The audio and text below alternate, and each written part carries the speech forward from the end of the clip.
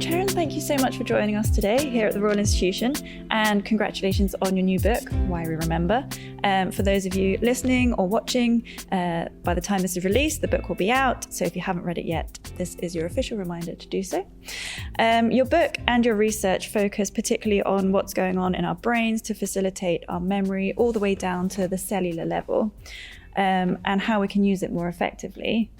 What inspired you to get into this area of research and write the book? Well, one of the things that really inspired me was when I was in graduate school, I was doing clinical psychology.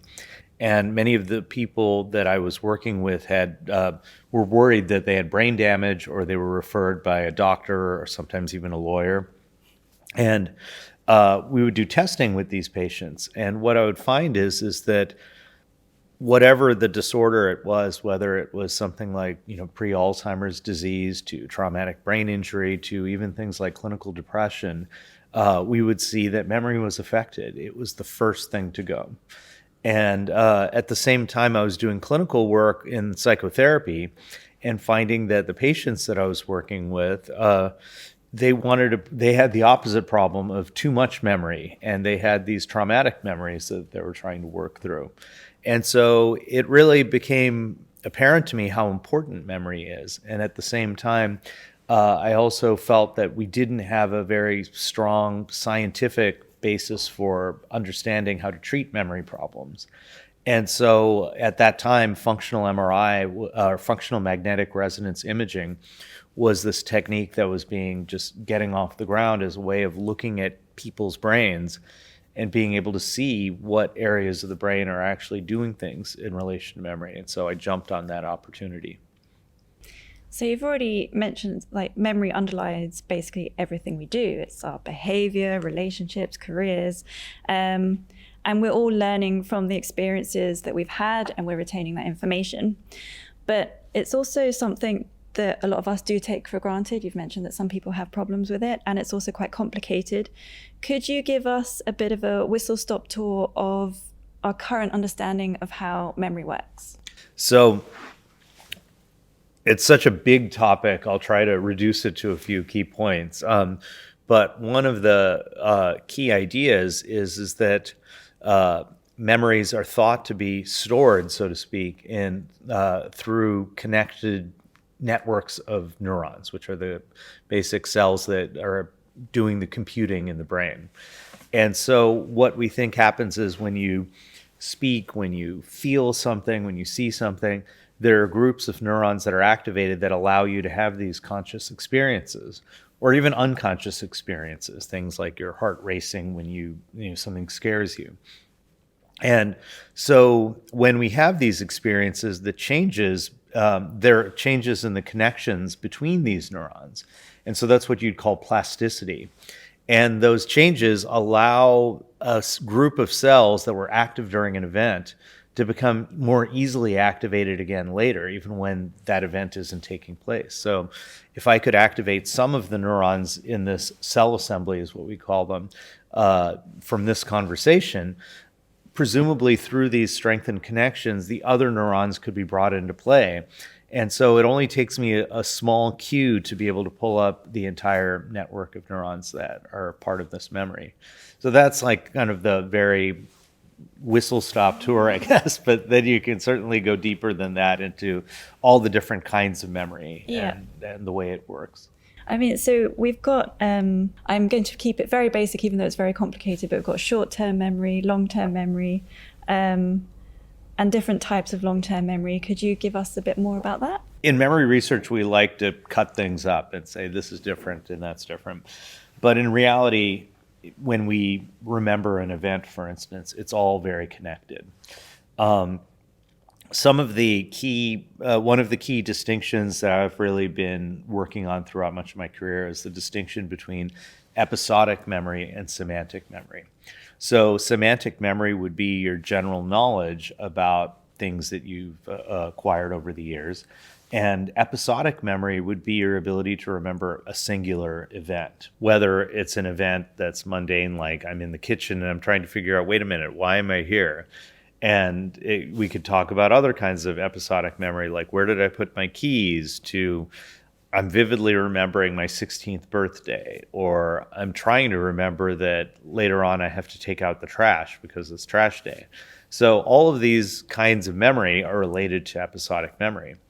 And we know that there's a brain area called the hippocampus that's very important for episodic memory. So people with damage to this area, they can still walk, talk, think, but they have an exceptional problem being able to remember things related to a time and a place.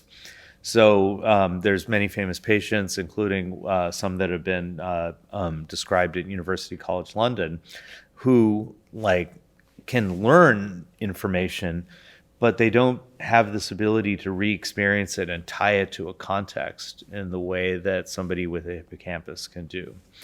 And so what that tells us is that the hippocampus seems to be organizing and associating our experiences. So it's getting information about who was in an event and where the event took place and how things transpired, what was the situation, what were the feelings that we experienced at the time.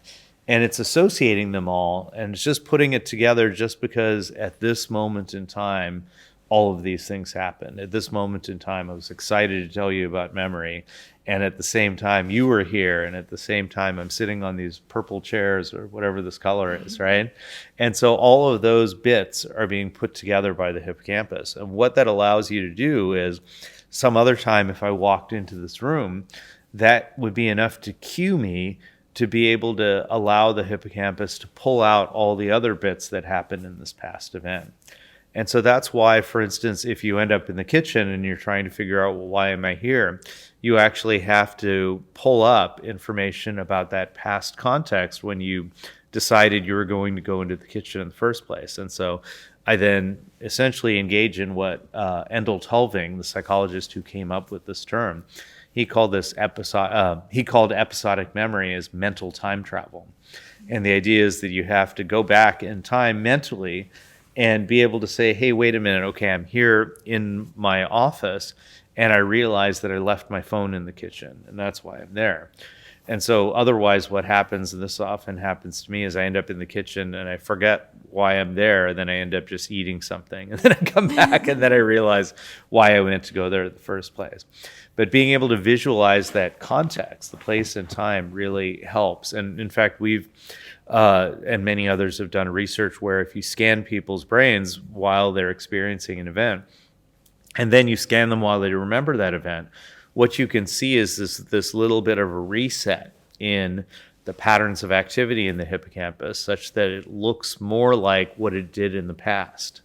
So these patterns change a lot over time, but when we remember, you can reverse those effects of time. So it's almost like being in a time machine, essentially. You're going backwards in time. And one of the fascinating things about this is that as a result, we can actually change the past when we remember. So we tend to think of memory as being just a replay, like you would play a movie on your phone. But in fact, the act of remembering a past event can lead to changes and updating in the memories. And this has been shown in everything from rats and very simple kinds of memories to humans and much more complex memories. So for me personally, and I know it happens to a lot of people, there are certain like smells and songs that bring back very specific memories that I didn't realize I had. Why does this happen? Well, one of the things that I think people don't realize is that sometimes a memory isn't forgotten, but we just don't have the right way to access it. And so when we hear a song, for instance, that comes out of the blue, and it just pops this memory of a particular time back in our head, often it's the case that that song was a particular soundtrack for us and during a particular period in our life, and it evoked a particular emotion. And so as a result, they're baked into the context of these episodic memories. And so they provide this beautiful way of accessing memories for a time and a place. So sometimes we've had sad periods in our life and you listen to sad music, or you have periods of time where you just decide to get into electronic dance music, and then you go through a classical phase and so forth. And those songs that are associated with particular points in our life tend to be the ones that are the best retrieval cues to pull out these once dormant memories. And but it's not just, of course, music. Smells can do this. Being in a particular place can do this. As long as there's some kind of a context that is unique, it will help us access those memories. So lots of memory tips and tricks out there. One that I've heard is that if you revise for a test in the same place that you're going to take the test, those memories should come flooding back to you. Does that work? And if so, why? And if not, what are the other memory misconceptions that are out there? Well, I think it can work if you're not using good study habits in the first place. So if you're really just have this unique memory of having studied something once, then being back in that same seat and looking at the same scenery can help you pull up that information that you studied just once. But ideally, what you want to do is take advantage of the fact that memories update when we remember in different contexts. So if you study, or even better, if you test yourself on what you've learned, let's say in this room, and then you go home and you do it, then you go to your favorite cafe and you do it, what happens is every time you recall this information that you studied, now what happens is it becomes updated, so it's not tied to this one place. It can now generalize to different places. And at some point what happens is that the memory for the information you need is accessible anywhere. And so ideally what you want is, you don't want to have to be sitting in one place to remember everything that you're trying to remember. You want to be able to get it from anywhere else. And so I think one, you mentioned a memory misconception. I think one misconception is that if you read the same thing over and over again, and then you take the test in the same spot or whatever, that you're going to retain this information. And it's just not true. Actually, you retain much more information if you force your brain to struggle. And so by that, I mean that you try to test yourself. And sometimes you can even test yourself before you study, and that can actually enhance memory too. And so this is a method that I talk about in the book called error-driven learning. And the idea is that when you actually force yourself to try to pull up information from memory in challenging circumstances, what happens is when you do get the right answer, essentially there's changes, we believe anyway, based on our computer models of the brain, that essentially there's parts of a cell assembly that gives rise to a memory that are not necessarily very helpful and adaptive, and there's some that are very, very effective, right? So what happens is that the memory can get reconfigured and tuned up so that the bad connections go and the good connections are strengthened. And that only happens, though, if we allow ourselves to be stress tested in the first place. So even though there is a long way to go to understanding neuroscience, we have come a remarkable way, but there is a lot of progress that we need to make. We are also sat in the Royal Institution in the theatre where the Christmas lectures are filmed. So I thought I'd go over a couple of Christmas lectures that we've had in the past that are based on neuroscience and memory. So we've had Richard Gregory, who gave his lectures The Intelligent Eye back in 1967, which was the first Christmas lectures ever broadcast in colour, and only the second ever broadcast on BBC Two. We've had Susan Greenfield delivered the Christmas lectures in 1994, titled The Journey to the Centre of the Brain. So that's quite fun. And then the most recent one is Bruce Hood, who in 2011 delivered the series called Meet Your Brain. How have you seen the understanding of memory and neuroscience develop over your career? Well, one of the big developments that I've seen over my career has been the ability to move away from thinking that memory is just one brain area to really thinking about networks in the brain and how they interact with each other. And so because before brain imaging was really big, people would focus on specific areas of the brain, like the hippocampus. But now one of the things we appreciate is that memory is more than just the hippocampus. It's just that some areas of the brain, it's harder to find disorders that affect it. So for instance, there's a whole network of brain areas called the default mode network. And people used to think this is just a network that comes on when you're not doing anything. And now we realize it's actually exceptionally important for memory. And if you look at the pathology in the brain that happens over the course of Alzheimer's disease, the hippocampus is part of the, ground zero, but then soon after you start to see pathology throughout the whole default mode network. You mentioned Alzheimer's disease. So obviously we've got neurodegenerative diseases that are marked by memory loss. What goes wrong to cause these memory dysfunction? Well, it's still under debate, but one of the ideas that's out there is that brain areas it's not like you can go to any part of the brain and find connections to every other part of the brain, right? It's just like if I go to a tube station, there's certain lines that you can get onto, and there's other lines which aren't really connected to each other. And then there's some lines that are there's some stations that are hubs where you can transfer from one station to another. And you can think of the brain in a similar kind of way, that there are these networks of highly interconnected neurons where if you're on one part of the line, it's very easy to get to another part of the line. But then there are some networks where the between network connections are very weak. And so what that means is it allows the brain to both be specialized, but at the same time, it gives some flexibility to allow areas of the brain to talk to each other. Now, one of the consequences of this is if there's pathology, like the buildup of toxic proteins like tau, for instance, that what it can do is you can get this spread from one neuron to another. And so that can cause an entire network to basically collapse when you have the spread of a neurodegenerative disease like that. And your team at UC Davis are working on ways to catch signs of Alzheimer's earlier and try and prevent damage before it starts. How does that work?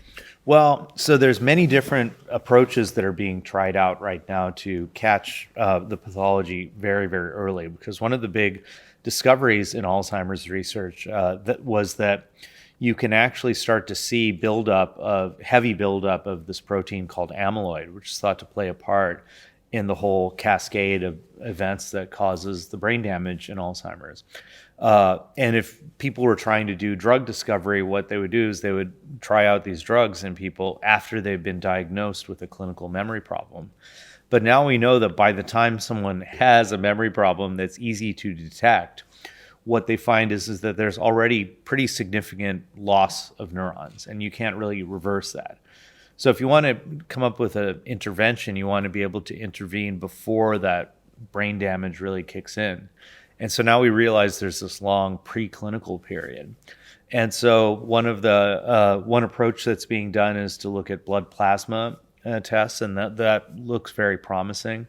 In our lab, we're hoping to develop behavioral tests that any neurologist could give, so that there's different ways of identifying people in these early stages. And so one of our lines of research is focused on this interaction between the hippocampus and the default network.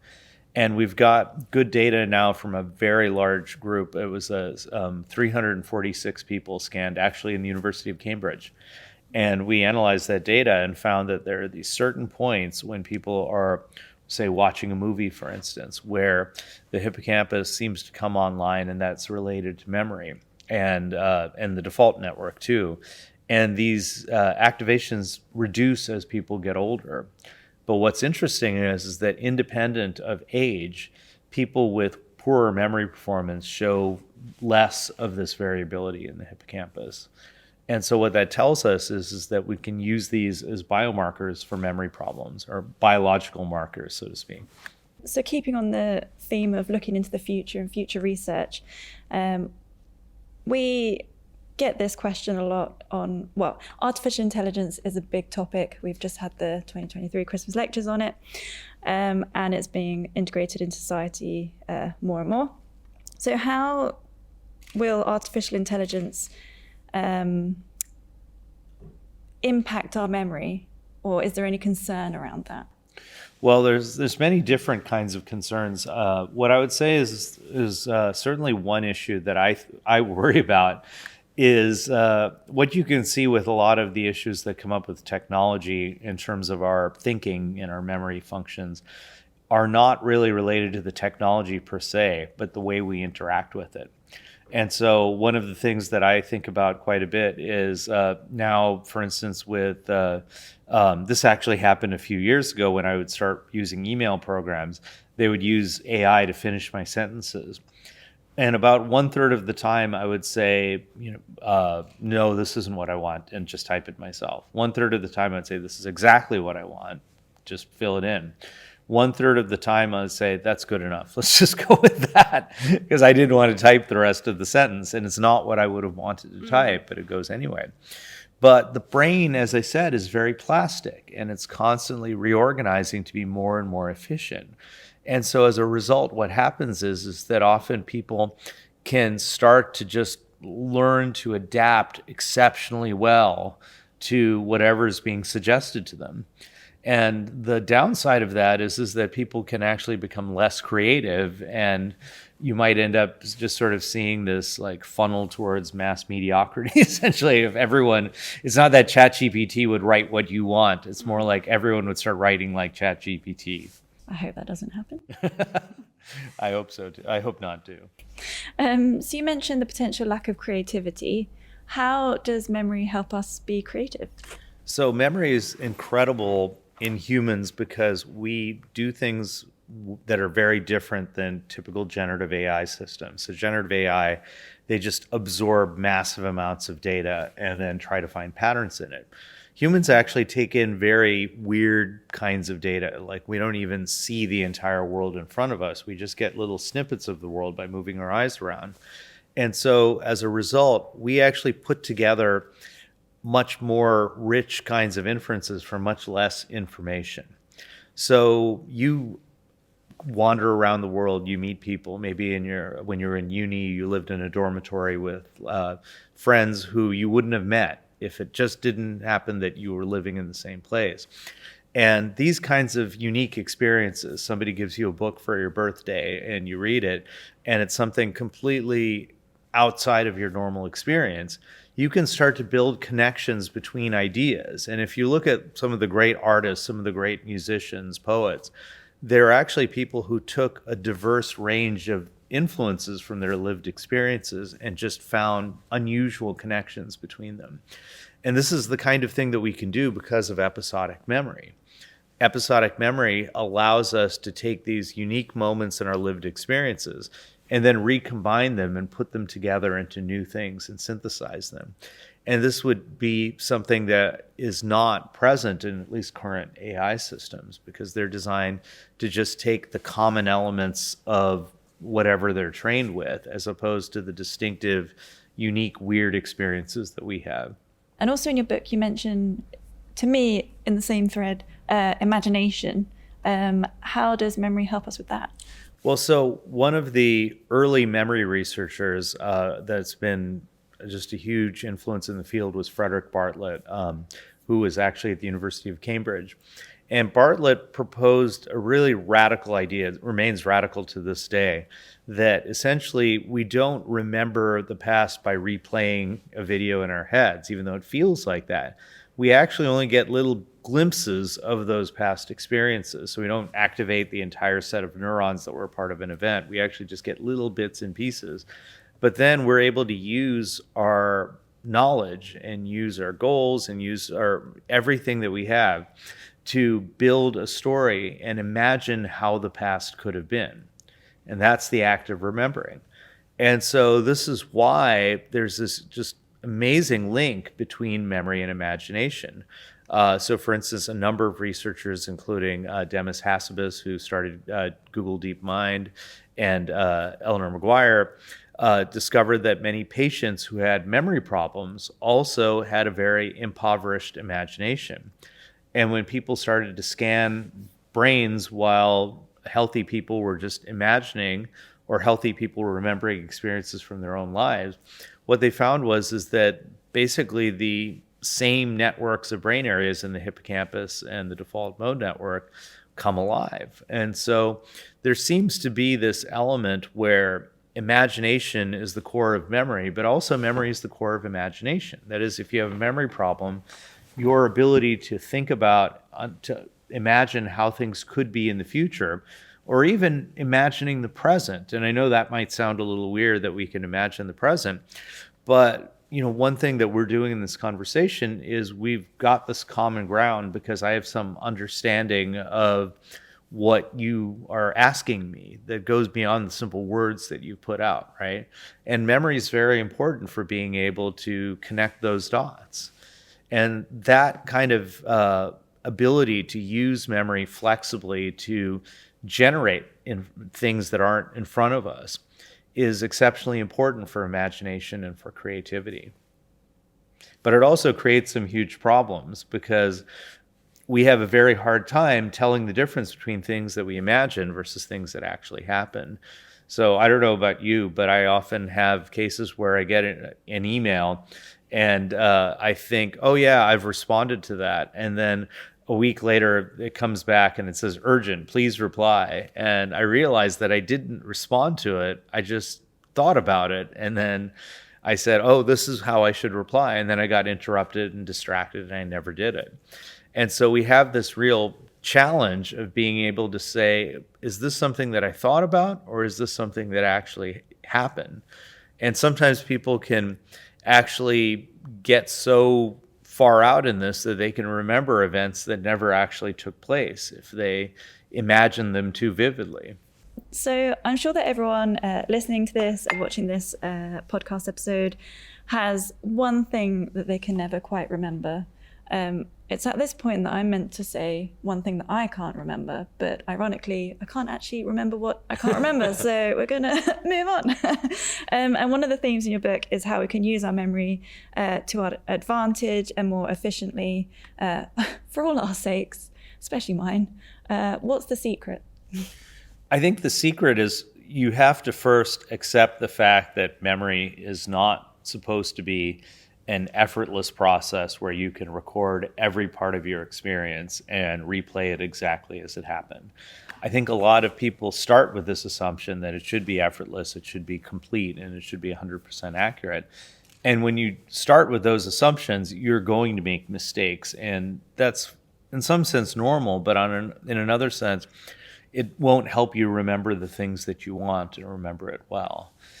So we know that the information that tends to get forgotten is suffering because memories compete with one another. And this is one of the many ways in which the human brain is different from machine intelligence, where we really store many memories with overlapping assemblies of neurons. And so what happens is that activating one memory can actually compete with or inhibit another memory.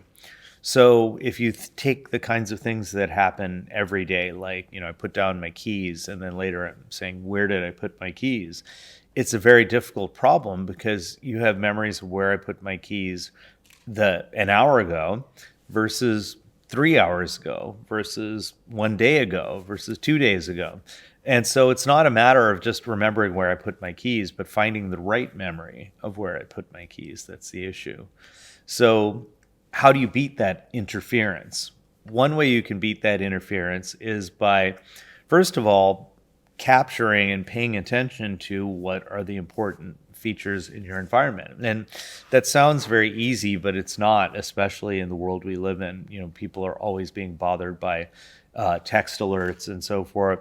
We're often doing one thing, but engaging in all sorts of mental simulation and planning for other things that we're supposed to be doing, and actually engaging in a lot of memory processing, thinking about the future, thinking about the past. And so that really distracts us from the present moment and makes it so that we're not even there in the first place when you put down your keys. And we know that the kinds of memories that really benefit and are able to come up at a moment's notice are the ones where we have a lot of sensory detail, for instance, just vivid information about the sights and the sounds and the smells and the emotions that make a memory distinct from other memories that they could be competing with. And so anything that you can do to focus yourself on those moments that make an event unique will help you remember what you need to remember. And I think part of what we need to do is actually go ahead and think about, well, what do we want to remember in the first place? Because if we're not going to remember everything, then the question is, what do you need to remember? What do you want to remember? And how do you want to remember it? So we've covered how we can access memories with unique events and different senses. But there are obviously some lifestyle choices which lead to memory loss. For one, the consumption of alcohol. Why does this happen? Well, alcohol is one substance, and there are other drugs like this too, like, for instance, benzodiazepines like Valium and Xanax, that actually can have an amnestic effect, because essentially there are certain chemicals that are released in the brain during particularly interesting or new experiences, for instance, or emotional experiences. And alcohol can block some of those changes that happen when these chemicals are released in the brain. And so what happens is that it actually can block the formation of a new memory as a result. So sometimes you can even see after someone's had alcohol that they have better memory for the stuff that happened before they started drinking, but worse memory for the things that happened while they were drinking. Because what happens is that now you've lost all this memory for while you were drunk. And so the stuff that happened before is now not suffering from competition as a result. Alcohol is another interesting effect, which is that when you are under the influence of alcohol, you're in a particular mental context. So I think many people after like 3 or 4 drinks are in a different mental state than they are in their daily life, hopefully. Anyway. And so as a result, you can't access whatever memories you did form because you'd have to get back into that mental state again. And there's some evidence suggests that, in fact, if you did form memories while you're under the influence of alcohol, you can get better access to it if you're remembering under the influence of alcohol, which I don't recommend, but nonetheless, yeah. And there's other effects of alcohol. So for instance, it can give you these rebound things where it messes with your sleep. So even though alcohol can help you get to sleep, the sleep quality is terrible. You wake up in the middle of the night, and all those factors can lead you to have the next day, from all the sleep deprivation, among other things, your brain isn't going to function as well. In particular, the prefrontal cortex is an area of the brain that's important for allowing us to focus on what we need to learn. And it allows us to be able to reconstruct the context of past events so that we can actually pull up the right memories that we're looking for. And the prefrontal cortex is really shut down when we're in a state of sleep deprivation. So there's many factors, lifestyle factors. And of course, alcohol is not the only drug that affects memory. There are many others. THC, for instance, in marijuana can affect memory. Psychedelic drugs actually have interesting effects on memory. We're still trying to unpack all of them. They do seem to change plasticity in a way that can affect memory for while you're under the influence, but I think the effects are actually quite complex and interesting. But the effects on memory are probably the reason why some psychedelic drugs like MDMA seem to have an effect on traumatic memories, because often what happens is people retrieve these old memories, but you're also producing these changes in the ability to form new memories while you're retrieving these old memories. And so what can sometimes happen is the memory can become updated in interesting ways.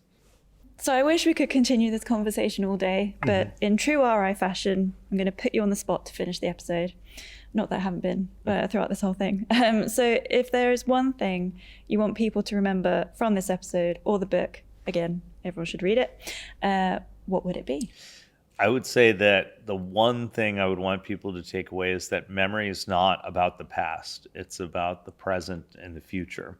And that we're constantly using memory to be able to tell ourselves everything from where am I at the given moment? What time is it? to things that are the big choices that we want to make in life. I mean, I know when I chose my career path, part of my key decisions were always based on what are the memories that I have of past times where I've been happy? What are the kinds of contexts in which I function well in, right? And so I really want people to think about memory as this resource that they can draw upon for making better decisions and for being more present and for choosing the kinds of life paths that you want to take. Because the thing is, it's going to influence your behavior. And if you're not aware of it, then memory's in the driver's seat, but you really just want it to be the co-pilot. Excellent. Charan, thank you so much for joining us today. And thank you for such an incredibly insightful episode. Excellent. Thank you.